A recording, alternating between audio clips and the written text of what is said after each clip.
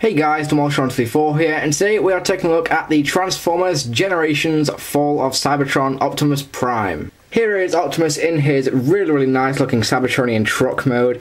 I really like this figure. I didn't think I was going to like it as much as I do, but I really like it. It's actually better than the original Wolf Cybertron version, which I didn't think was possible because I loved that figure. But this guy manages to beat that figure. Unbelievably. But yeah, very cool looking figure. I really do like this truck mode.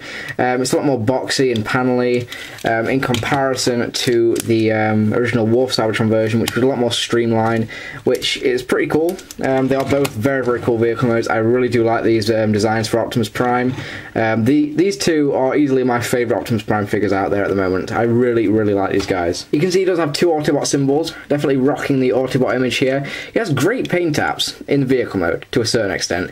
He has some silver on here. He's obviously got the Autobot symbols. He has some more black. On the back here we do have some more silver. Now I really do like the fact that he's got painted wheels.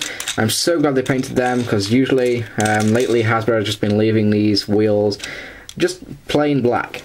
Now honestly, I do really only have one main problem with this vehicle mode, and that is this gaping hole here at the back. They really could have found a way to actually fill that in. I mean, they could have bought these knee pieces around and just sort of folded them in, just sort of fill it up a little bit, but they didn't, and it sort of looks cheap back there. I mean, I really don't like that. For accessories, he does come with a blaster. You can stick it on the vehicle mode, just, you know, plonk it there, and it looks fairly cool. Not too obtrusive, and I really do like it. It's a good weapon. It's not as you know, intrusive as some of the mech tech weapons that we've gotten in the past Transformers figures lately. So yeah, it's a fairly decent looking weapon. Okay, so the transformation of this figure is actually very simple in comparison to the original Wolf Cybertron version. This one was definitely fairly complicated to transform. However, this one is fairly easy, and I really do enjoy transforming it. It's a lot of fun. Now, the first thing we're going to do is going to come back here, we're going to unpeg the legs, I'm just going to fold them out like that. I'm going to split them, grab the feet here, rotate them back, and rotate them back like that.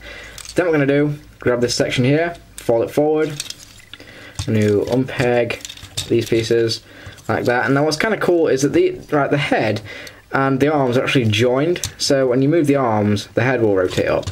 Now you actually just take this, fold it back there, and that will actually lock it into place, so when you move the arms, the head won't move, which I really do like. It's definitely that's fairly clever.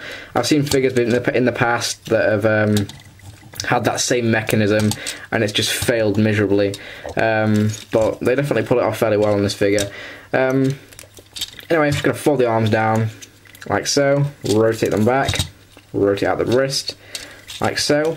Then we just have to take these pieces, rotate them back like so, and there is Optimus Prime in his awesome looking robot mode. Now, I really like the robot mode in this figure. It's one of my favourite Optimus Primes of all time, hands down. Really do enjoy messing around with this figure. Proportions are great. He looks fantastic, really nice and bulky. Exactly how I did in the game. Really do like that. He does hold his gun fairly nicely. Just plop it in there. And yeah, he holds the gun. You can hold it that way, or you can actually have it this way. Really makes no difference. He's got a gun. He's going to use it.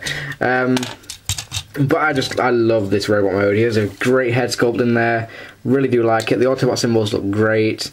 Paint apps look okay in robot mode. Nothing too spectacular here, but he's got paint apps, so nothing too major. Now, the posability on this figure is phenomenal. He's got a ball jointed head, ball joints up here, can swivel in and out, bend at the elbow, the wrist can rotate like so. He does have a waist articulation. He's got a ball joint up here, thigh rotation, bend at the knee, and he's got a feet pivot. So the articulation on this figure is absolutely astonishing. You can really get this guy in some awesome and dynamic poses. Let's just grab the gun here. Let's try and pose him. Let's try and do it on camera. See if I can make him look like a complete badass. I mean, yeah, there we go. Now here's just a quick side-by-side with the Wolf Cybertron version. Now you can see that this figure, the Fallen Cybertron version, is a hell of a lot smaller than the original Wolf Cybertron version. It's actually a head smaller, which really does suck, and it's really starting to piss me off with the figures being smaller. I really don't like it. But there he is, just in comparison. I really do like them both. They are both fantastic figures, both insanely accurate. But I do sort of prefer this one, purely because it's just a lot more fun to mess around with. It's easy to transform, and it does have a really nice and accurate looking robot mode anyway. Not to say this figure isn't very good, this figure is immensely awesome. But that is really all I can say about the robot mode. It's a fantastic looking robot mode. Just give you one quick 360, just so you can see him in all his glory. Now, one thing I forgot to mention, he's got no kibble, by the way. These are, well, sort of, but that's not very, you know, very big. But on the back, no kibble whatsoever, which is great. Anyway, 360. There you go. Let's get him transformed back into his vehicle mode. It's fairly simple to do. What we're going to do is just going to rotate the wrists around, like so. Then we are going to come back here, flip that piece out, that'll unlock everything. Then we can rotate these pieces forward, like so, then sort of rotate them back, flip the exhaust things out, like that. Going to rotate the forearm around, flip it all back up there, then we can rotate these out, and these will actually clip into place, like so. And that's come out of place, god damn it. Then we can just take that, and that'll go into a little clip just in there. It's kind of a pain to get it done. That'll just clip into there, and there we have one side of the vehicle done. Next thing we're going to do something on the other side. Rotate these pieces up, peg that in. It's sort of a pain. It can be a pain sometimes. And there we go. Peg that in there, like so. And these pieces will peg together at the front, just like that. Then we're going to rotate this section back. Make sure the hands are in line. Got a bit of OCD there. Yeah, peg the legs together, take these feet, fold them up, just like so, and rotate everything just back up like that. And then there are actually two little pegs here, and they will go into two little slots there. It's definitely sort of a pain to get done. There we go.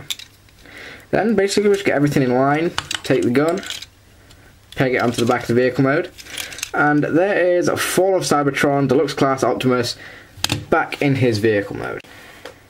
And that was my review. Hope you enjoyed it. I really do highly recommend this figure. I know a lot of people have been on the fence about him. I really do recommend you pick this up. You will not be disappointed with him. He's an immensely awesome figure. Anyway, thank you for watching, guys, and I'll see you guys in the next one.